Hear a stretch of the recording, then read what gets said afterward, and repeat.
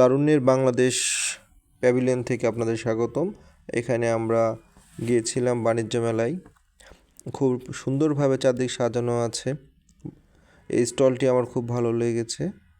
এখানে জুলাই বিপ্লব থেকে শুরু করে সকল অর্জনকে, বাংলাদেশের অর্জনকে এখানে স্থান দেওয়া হয়েছে। 52, 71, 24 প্যাভিলিয়নের মূল থিমটি এটাই ছিল। এখানে দেখতে পাচ্ছি তারুণ্যের হাতে পতাকা। প্যাভিলিয়নের প্রথমে যেটা আমার চোখে পড়ল, অমর 21-এ ভাষা আন্দোলন অবশ্যই আমাদের প্রাণের আন্দোলন বা আমাদের জীবনের একটা অংশ। 71 ছাড়া তো আমরা কোনো কিছু কল্পনা করতে পারি না। আমি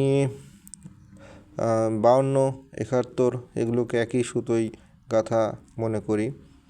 যে 71 মনে প্রাণে বিশ্বাস করে না, তাকে আমি এদেশের নাগরিক মনে করি না। জুলাই গণঅভ্যুত্থানের ছবিও এখানে দেওয়া হয়েছে। অনেক সুন্দরভাবে ফুটে উঠেছে এই গণভবনের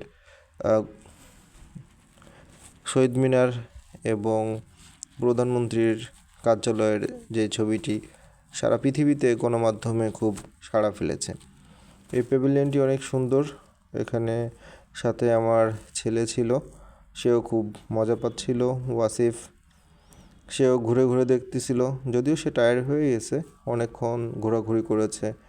ওর আম্মু অন্য স্টলে আছে, কেনাকাটায় ব্যস্ত।